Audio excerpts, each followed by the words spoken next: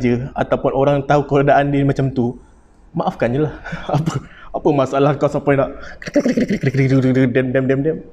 We are not perfect.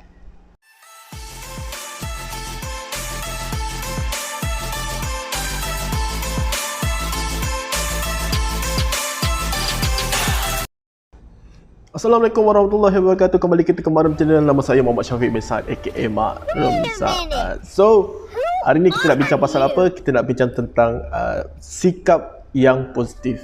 Sikap positif tu kita boleh interpretasikan dia sebagai satu sifat yang memandang apa saja keburukan orang dari sudut yang positif. Semalam kecoh tentang Nabila Razali terkucil.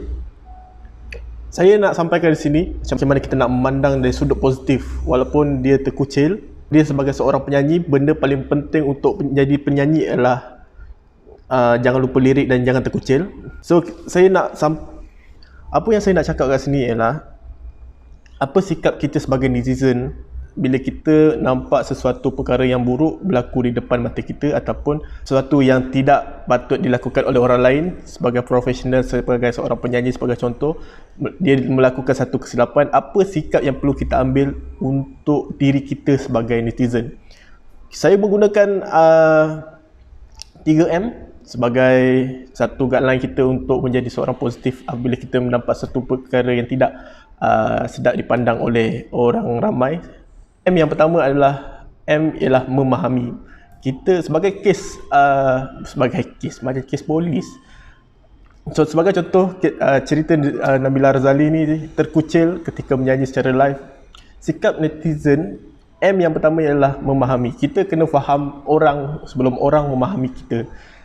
Sebagai contoh Nabila Razali ni, saya bukan fans dia, saya bukan peminat dia, saya bukan nak backup dia, tapi saya nak sampaikan sikap kita sebagai netizen, apa yang perlu kita ambil tindakan. M yang pertama ialah memahami. Kita kena faham dia dah cuba yang terbaik, dia dah cuba untuk bawa lagu dia sendiri dengan cara dia sendiri. Lagu tu pun lagu-lagu dia. Sebenarnya orang argue kenapa Hel Husaini yang nyanyi kan, padahal tu lagu Nabila Razali, padahal dia yang patut nyanyi. Ya memang Hel yang owner lagu, Hel yang nyanyi untuk kali pertamanya, dan dia mengambil cabaran untuk bawa sendiri lagu tu. Kita sebagai netizen, M yang saya cakap tadi, M pertama ialah memahami keadaan dia. Sebagai contoh, kita jangan ambil Nabila Razali sebagai contoh, kita ambil sebagai contoh bos kita. Contoh bos marah kat kita. Kita tahu kita sakit hati terhadap bos, tapi kita gunakan M memahami sikap, memahami keadaan bos macam mana. Adakah dia ditekan oleh klien, adakah dia ditekan oleh bos atas dia. Kita perlu mengambil sikap. M yang pertama adalah memahami. M yang kedua ialah memaafi. Kita jangan ambil contoh sebagai Nabila Razali, kita ambil contoh sebagai benda lain. Sebagai contoh, kita sedang berjalan di satu lorong dan dalam lorong, ketika jalan lorong tu ada pergaduhan antara suami isteri ataupun sepasang kekasih. Kita lalu di situ, tiba-tiba mereka bertengkar dan lelaki tersebut terangkat tangan, terkena muka kita sebagai contoh kan. Itu kan. So, adakah kita ingin marah kepada pasangan tersebut? Adakah kita mahu marah kepada lelaki tersebut? Adakah mahu kita marah kepada wanita tersebut? Ataupun kita memaafi dan memahami keadaan mereka yang sedang bertengkar dan kita terus berlalu pergi? Kita perlu ambil sikap. Kalau orang tak sengaja ataupun orang tahu keadaan dia macam tu, maafkan je lah. Apa masalah kau sampai nak dem. We are not perfect.